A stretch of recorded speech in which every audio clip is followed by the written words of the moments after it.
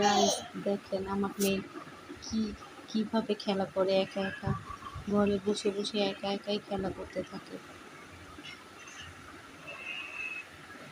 কোলে যেটা আছে এটা ওর বেবি আর ও মা হয়েছে।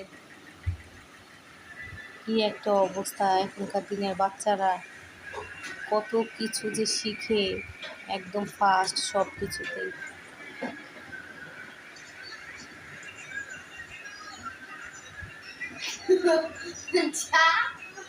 যাও